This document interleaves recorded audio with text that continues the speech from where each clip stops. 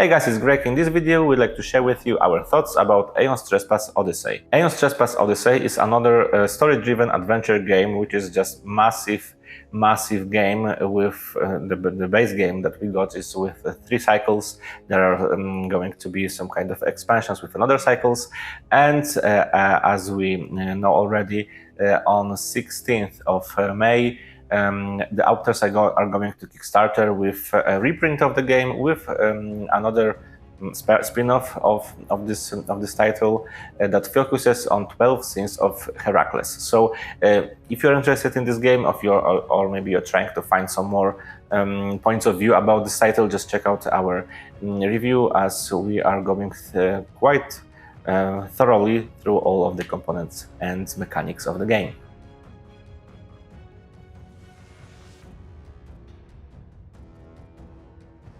The plot is super intriguing so far and even beats Oathsworn in this aspect. A big part of it is the theme here, where we control a mysterious bottomless city ship, being home not only for our crew but also titans, wild human-like creatures we are able to control. I don't want to spoil too much, but what we have experienced so far is very engaging. The plot is multi-layered. It's often when you are pursuing several separate trails, they connect at some point, showing new ways to follow the plot and closing the others. A few factions we meet during the first cycle have entirely different interests, needs, rich backgrounds and strong, vivid NPCs.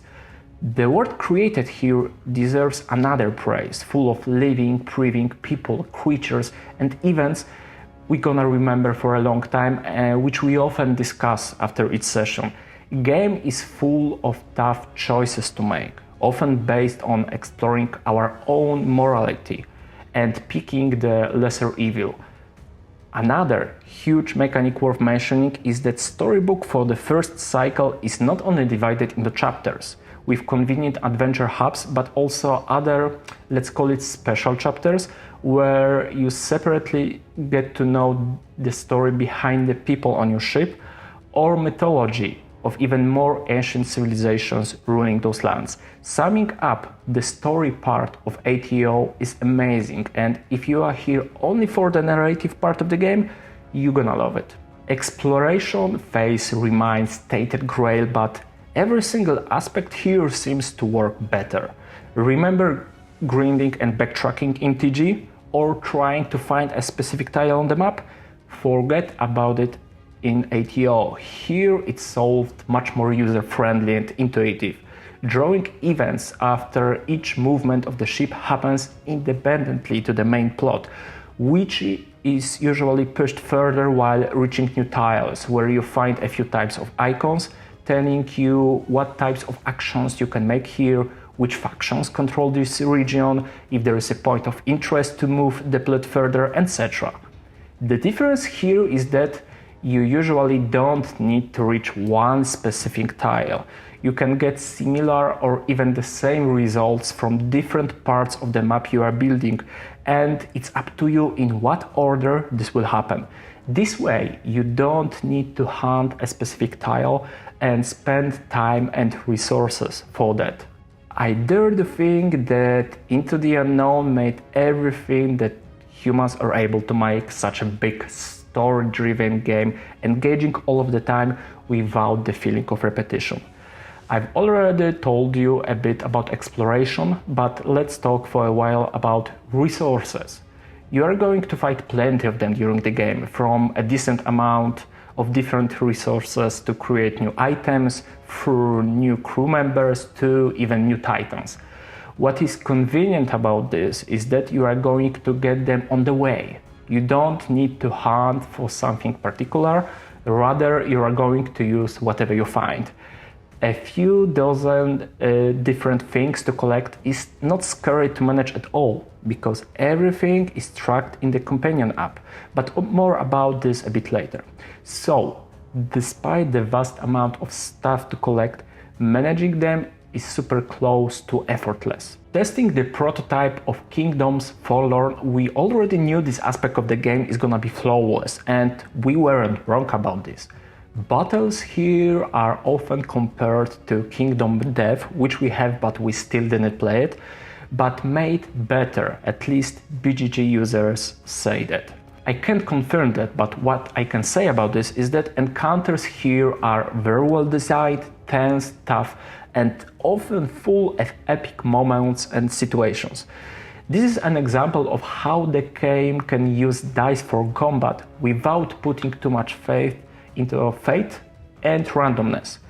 Ways to mitigate the dice are plenty, same for buffs, debuffs and statuses.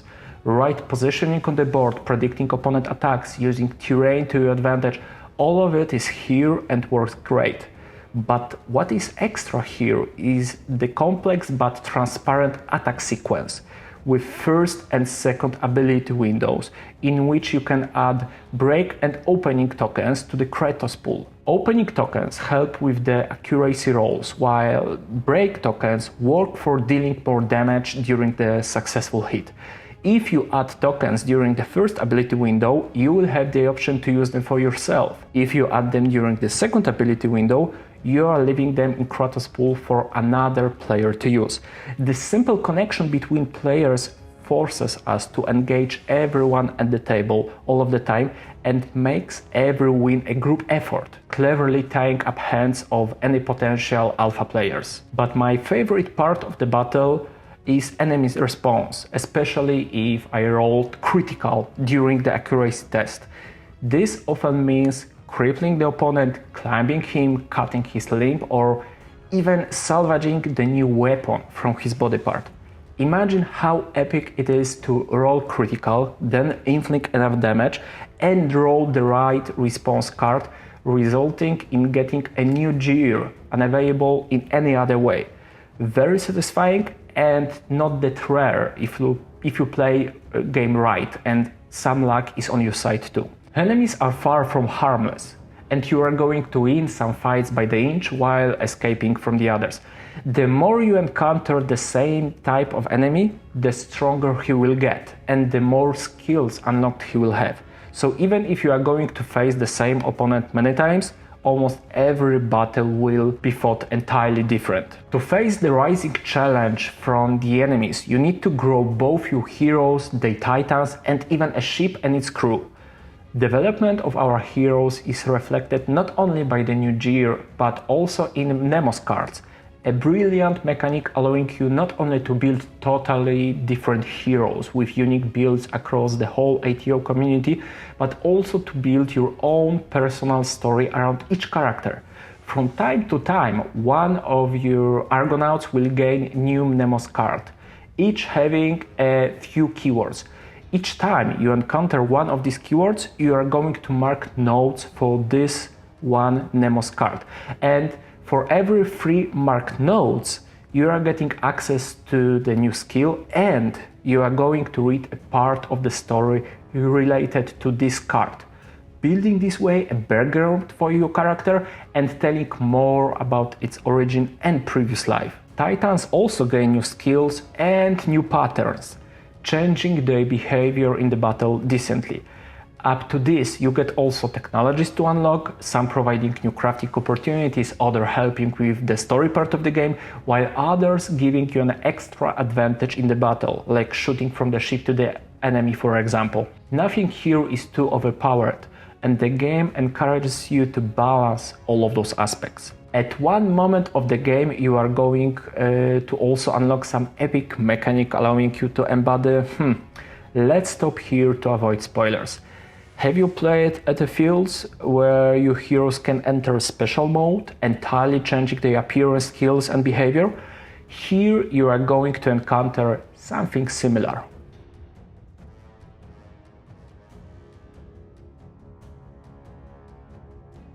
Together with the game's fulfillment, everybody got access to the companion app. It not only takes a lot of heavy lifting from you, but also makes the time with the game much more smoother, together with almost effortless saving the session. What I will see extra in this app is a voiceover. Maybe we are spoiled by Oathsworn, but it's so much more convenient for the playing group to have everything read by the lector, especially if you are not an English native and your accent is heavy as mine. Is the lack of the voiceover a flaw? Absolutely not. And I know it's not cheap to deliver to, but it would be nice to have this as a standard for those big story-driven games in the future. First of all, congratulations to the designers for making such a complex and big game so intuitive.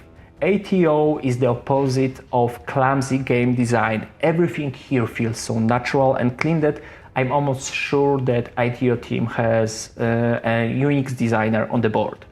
For your sake, we need to point out that ATO is one of the biggest table hoggers we have ever played in our entire lives, and can easily compete with Folklore the Fiction and Dungeon Universalis for the space on the table, or even tables.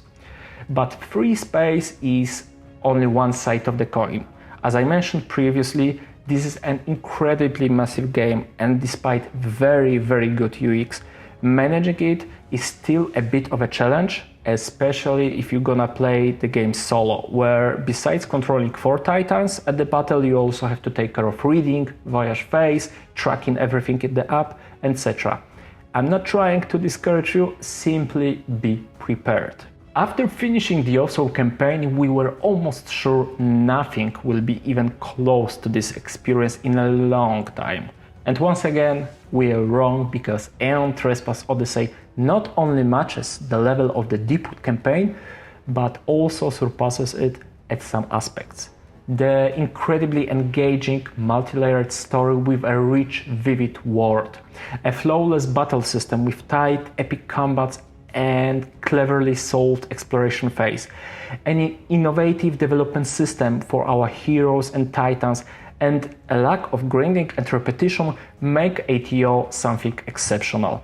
While this diamond is almost free of any flaws, remember it's a giant game to manage, and the game itself will benefit a lot from any kind of voiceover for the story part. Ultimately, Aeon Trespass Odyssey, after over 40 hours with the game, gets from us 10 scratches out of 10 possible, and this is the second game after Morton the Medieval Detective that got a such score from us. This also means ATO gets Mark of the Beast, our highest praise, reserved only for the best games we have ever played. Man, I really hope the game will maintain its awesome form with every further cycle, and we will not regret this score. That's all for today, see you at the next game, and don't forget to subscribe our channel.